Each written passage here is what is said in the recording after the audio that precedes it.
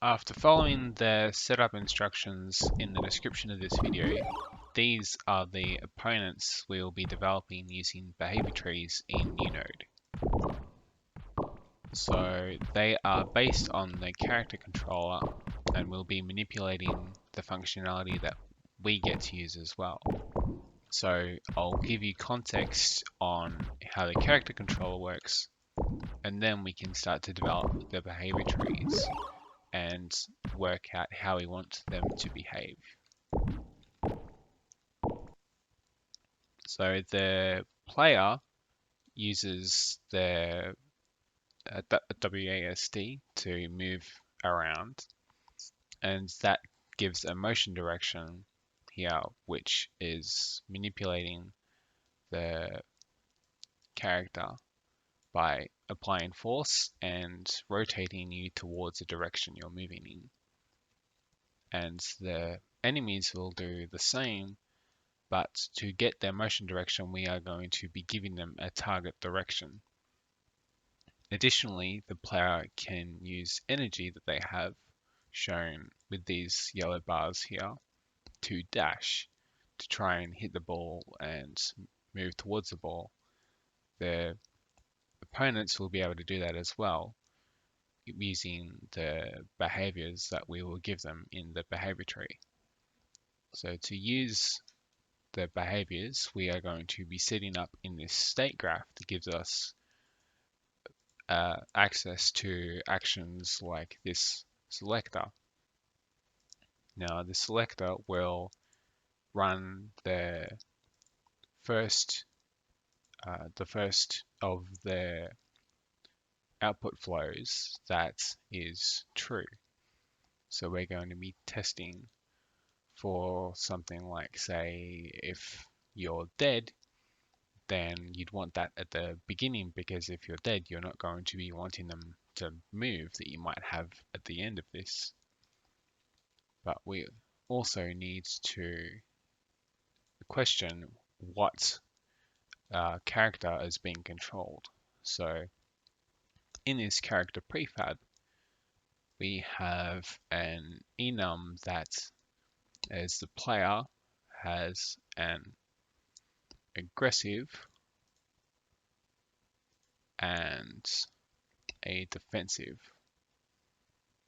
And so these are going to be controlled using the behavior tree we set up here.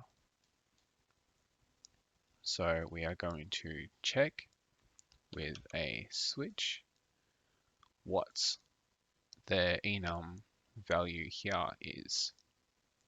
So that is the character controller,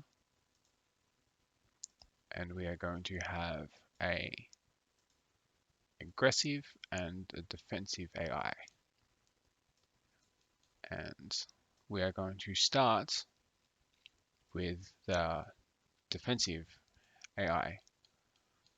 And so what we want to do is, we're not just going to be able to go over there to the ball and shoot it in the goals. We're going to want this defensive AI to try and get the ball out of there.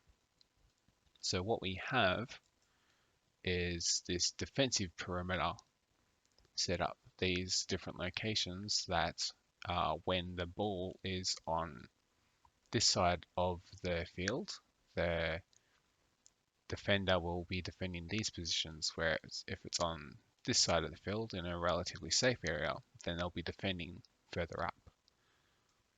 And to get these positions, what I also have available set up is a brain for the AI that stores information that we want both AI to be able to access in a uNode singleton. And this will be returning a value that is one of these positions. So here you can see that we're testing where the ball is when we try and get the defense position, and then we'll be getting randomly one of either the back or the front locations that we've set up on the brain over here.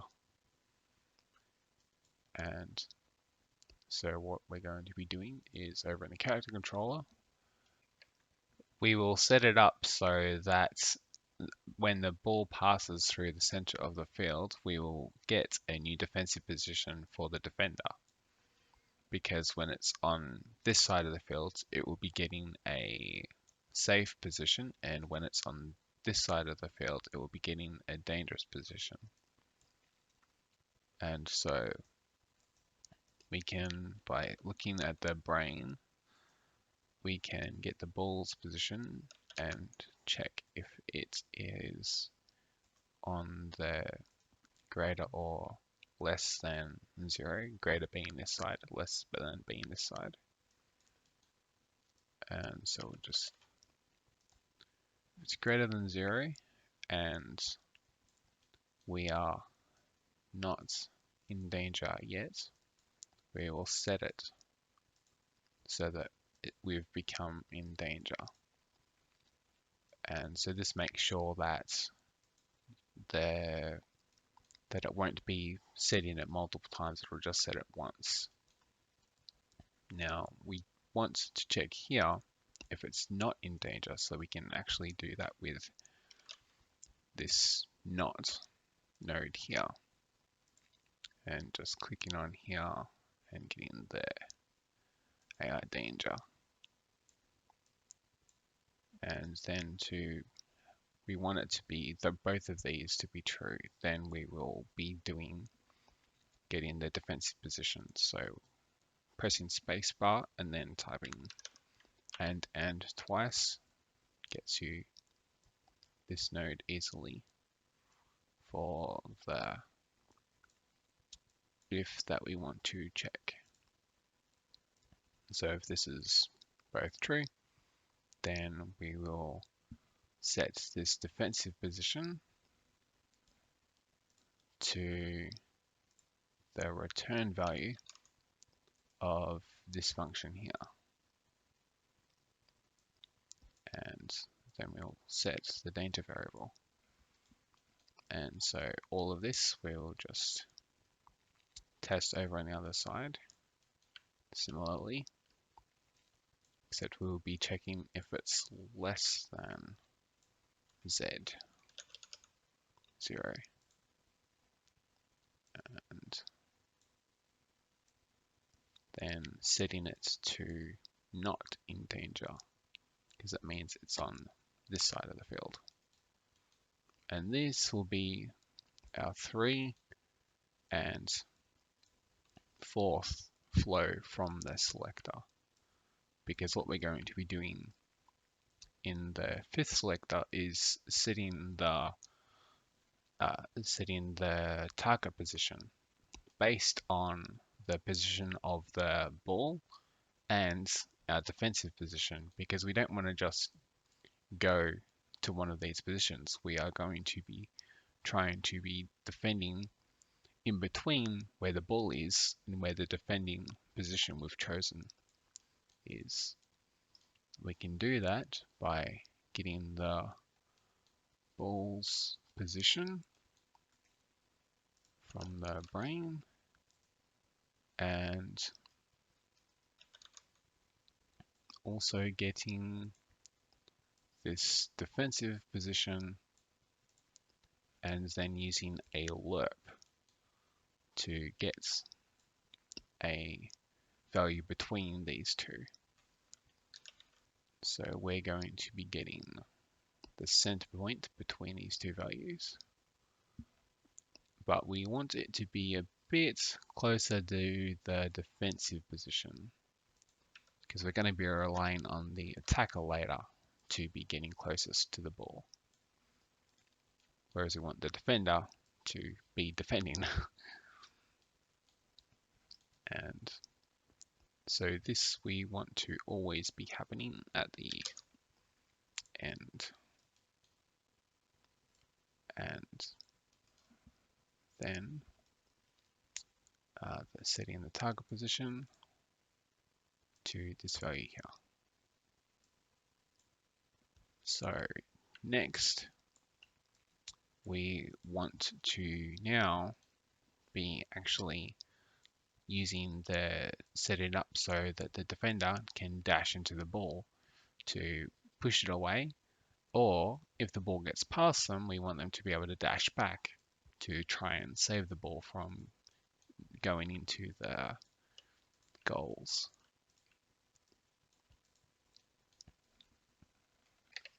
We'll start with the standard dash at the ball if the distance is close enough.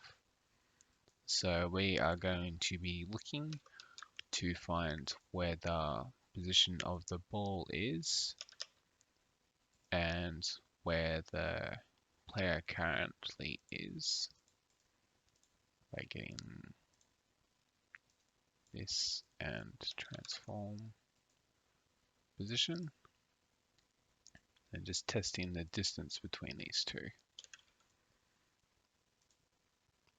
And then we are going to check if it's less than a few things. So it won't just be a less than a specific distance, but rather less than 3 plus the energy that we currently have. Because if we have more energy, then it's okay to dash from further away.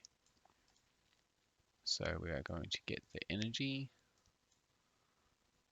and add 3 to this value.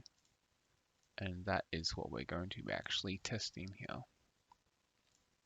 But we also obviously only can do this if there's any energy at all. So we also need to make sure that this is greater than 0. And using the ands again to check both of these. But we're also going to just have another little test if the ball's height is below a certain distance, because if the ball's bouncing really high, well, there's not much point in the defender dashing around below it. It would be better to just wait until it gets a bit lower. So we're going to check if this is less than 2.5. And then if all of these align, then we are going to allow them to dash. And we're going to have this be the second test, not the first, because the second is they are going to dash if they're close, but the first they're going to dash if the ball has gotten past them. So that's a lot more important. So you want that check to be validated before it worries about if it's just close.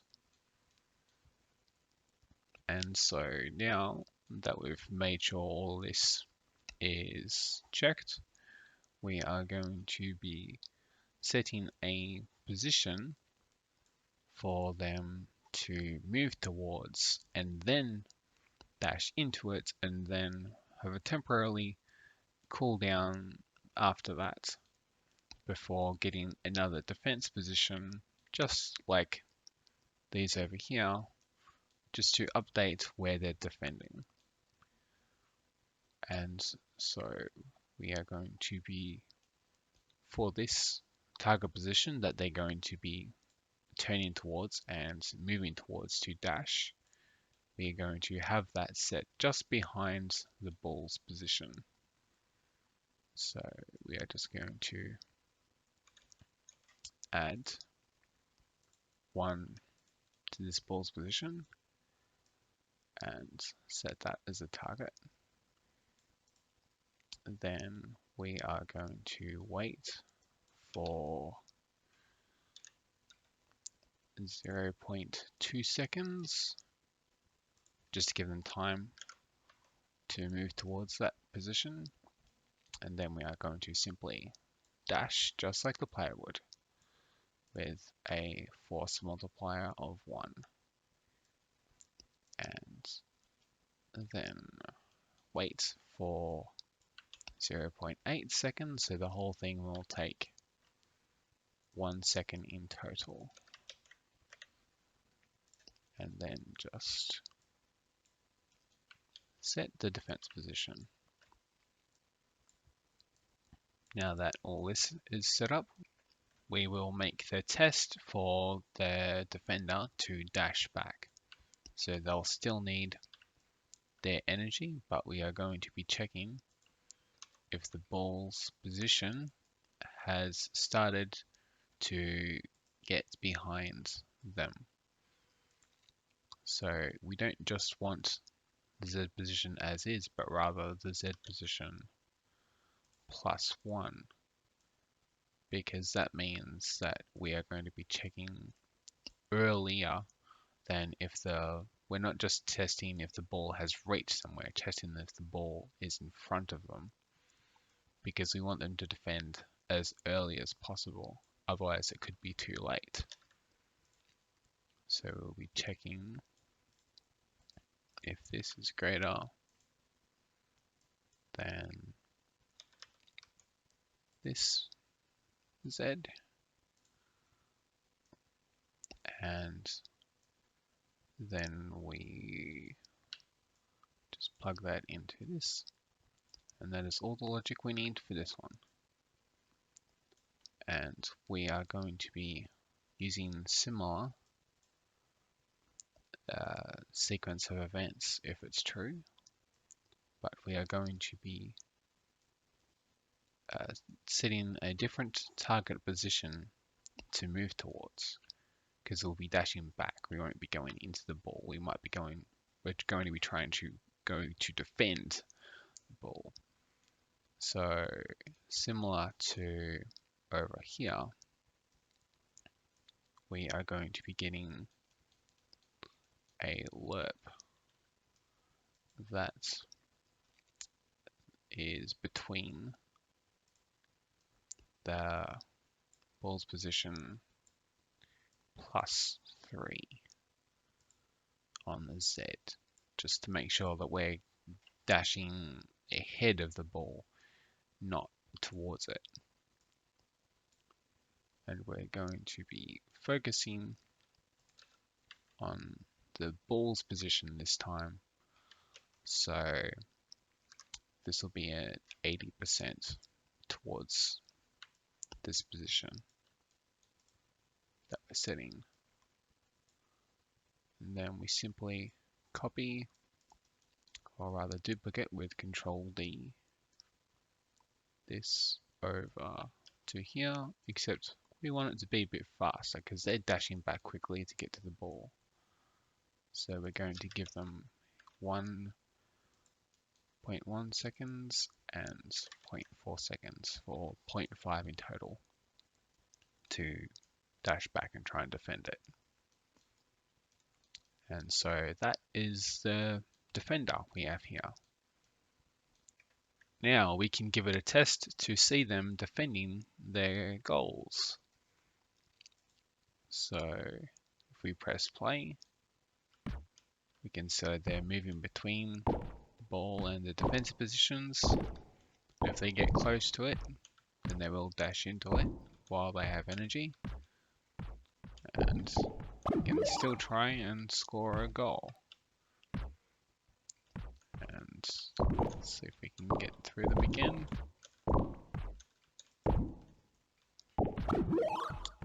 And now we will be working on the attacker. So rather than just them defending, we will also have another AI attacking. And so let's start with their behavior by moving this defender away, further away over here, and creating a selector for the aggressive opponent.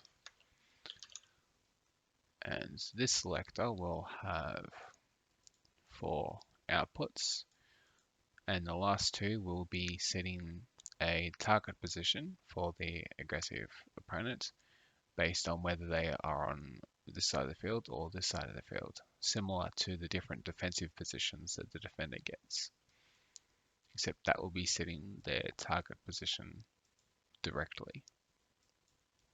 And their goal will be for their aggressive opponent to be on this side of the ball, but trying to push it towards either the center here or the goal here to give it a good chance to try and then use dashing over here to get a goal.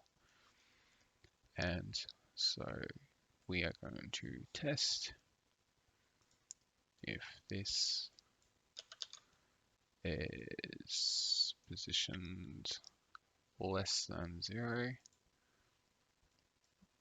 then we will be giving it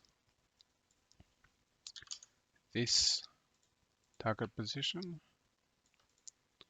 or otherwise this target position. And so for this logic, we are going to be getting similar again to the lerping that we're doing over here. We are going to lerp to the position behind the ball and a calculated position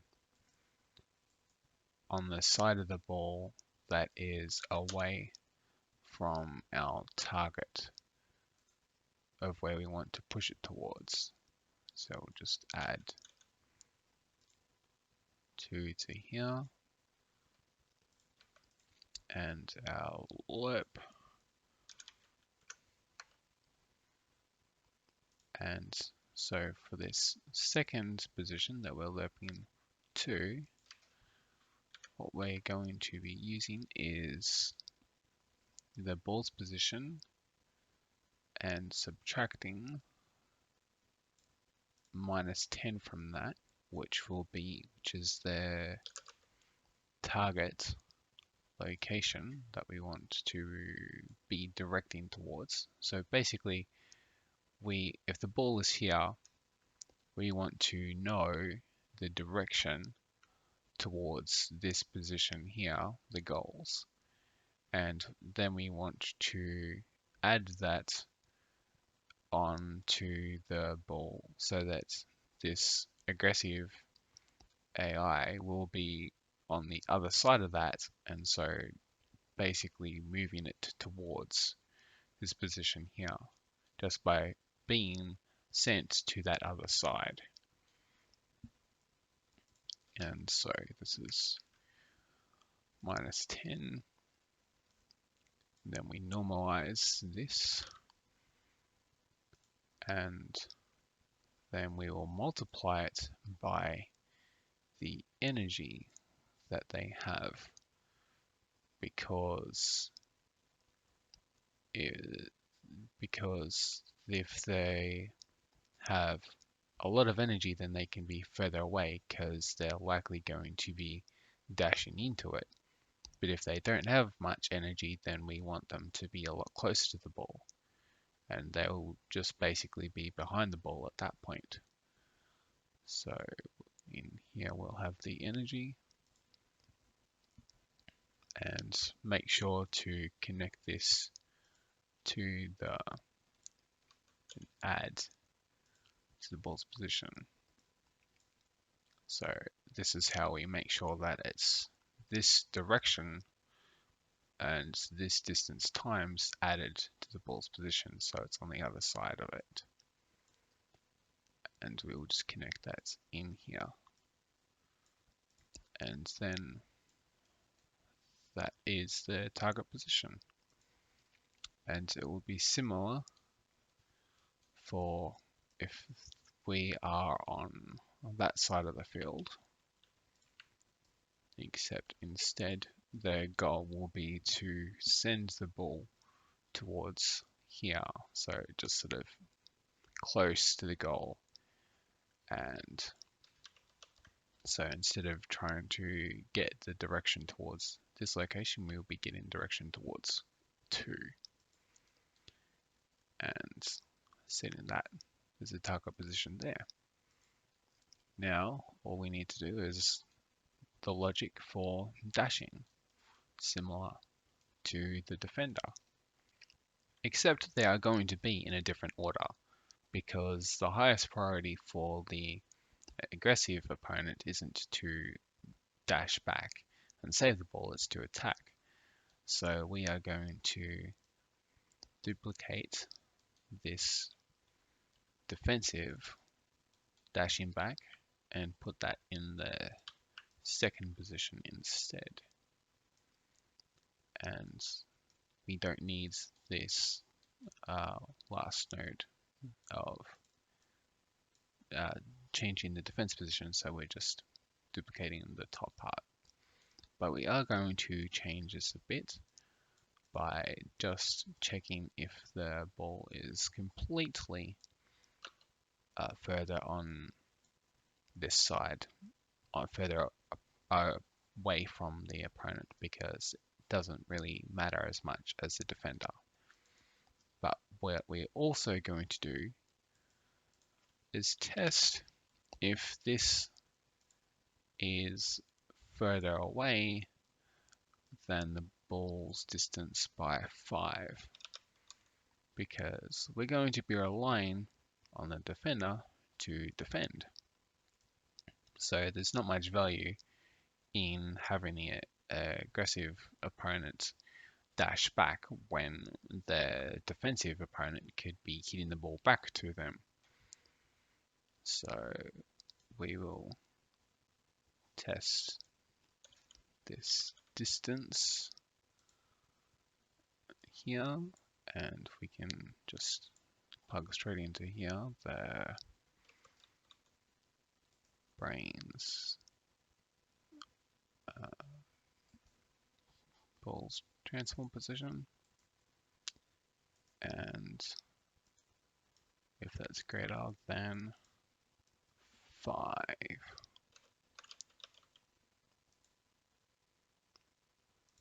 and just get another of these ends, and this is a bit messy, but you know, this is, we're not teaching how to be neat with grass, I'm teaching behavior trees.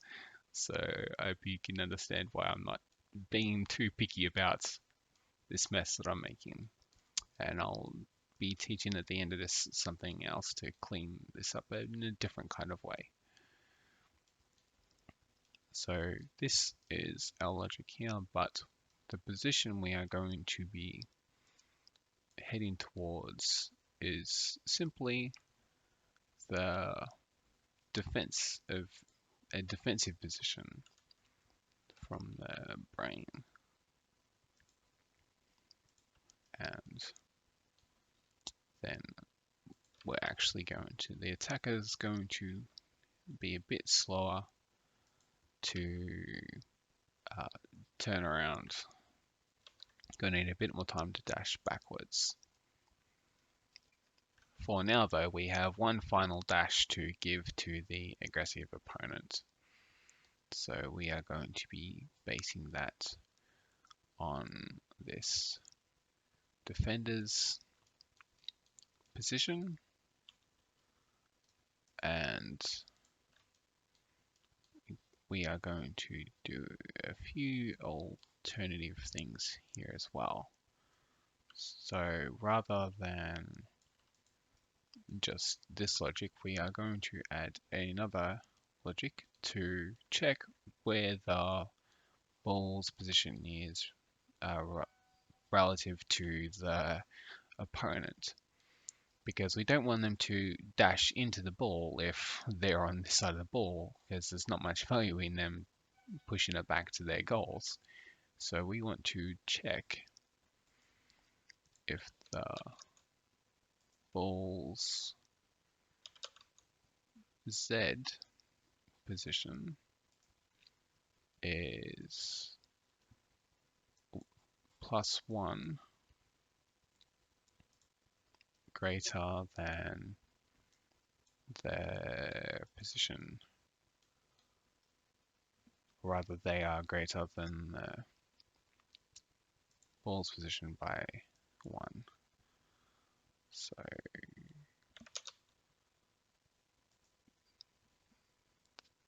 then we are also going to be changing their dashes location as well, because we don't want them to be just hitting from behind. We want them to be hitting similar to our logic over here, trying to score it into the goals, and not just simply be on the far side of them, which is enough for the defensive player. So if we just this here and test if this is greater than,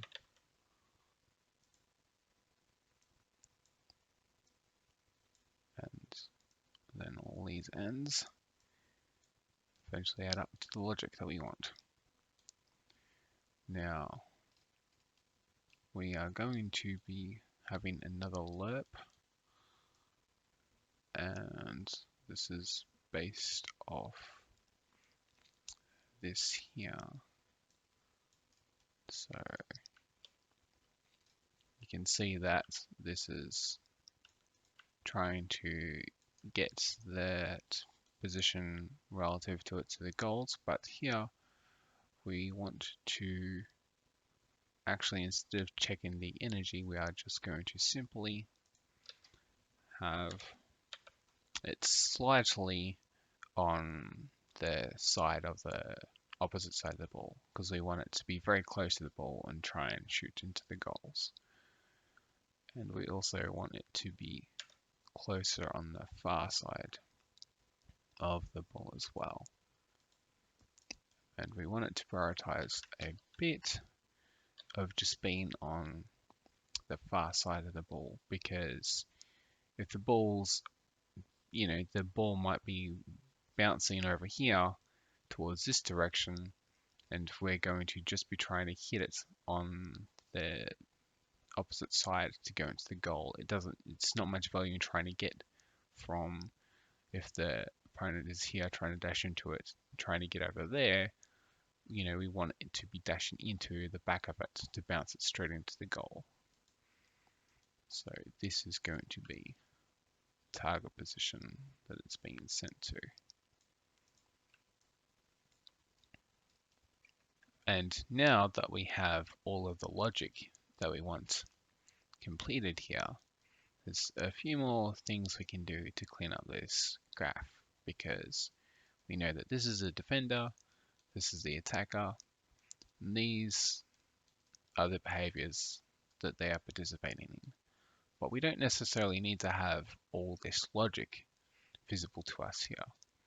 We just need to know, really, that this is them going into a position to defend. This is them getting a new defensive position. This is them attacking the ball, and this is them dashing back to defend. So what we can do is take advantage of embedded macros by dragging over and setting this selection to macro. And then we can simply have here that this is them moving to ball, and this is them getting a new defensive position. So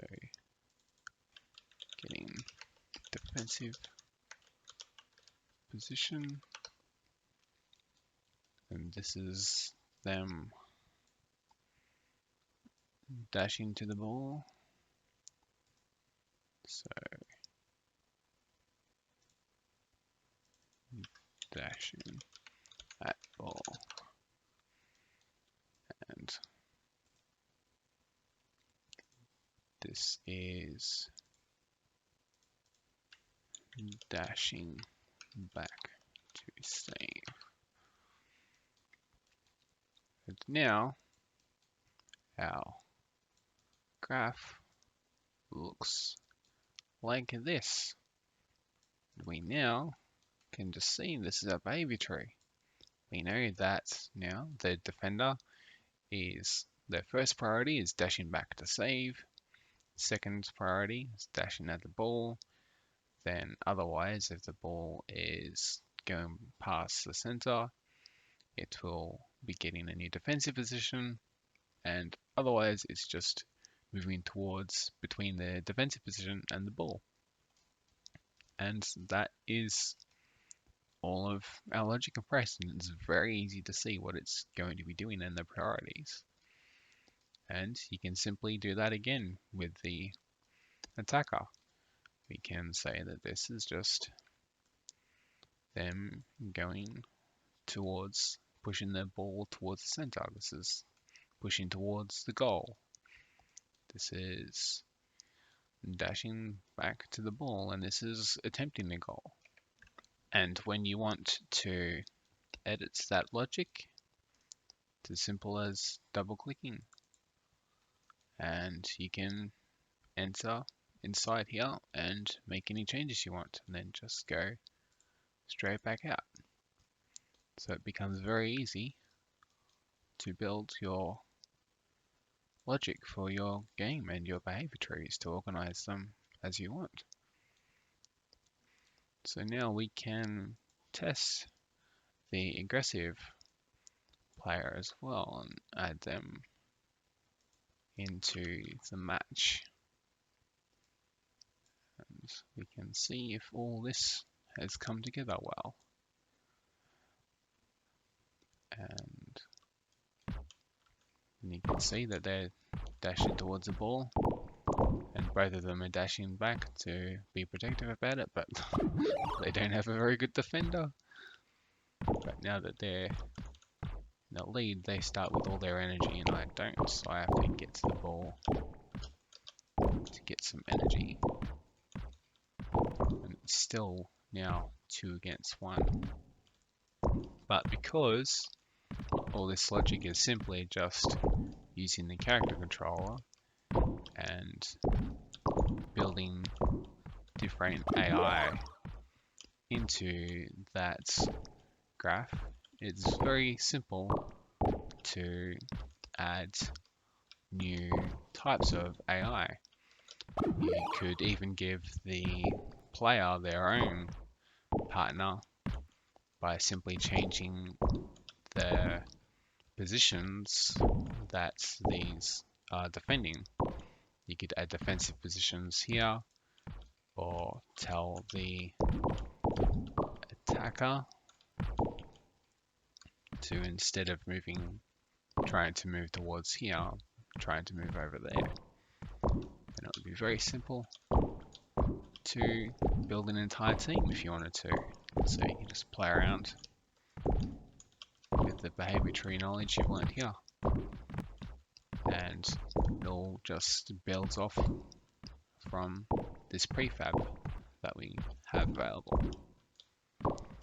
And I hope that this has helped you learn how behavior trees in uNode works. Thank you very much for following the tutorial. Hope it helped. Yes.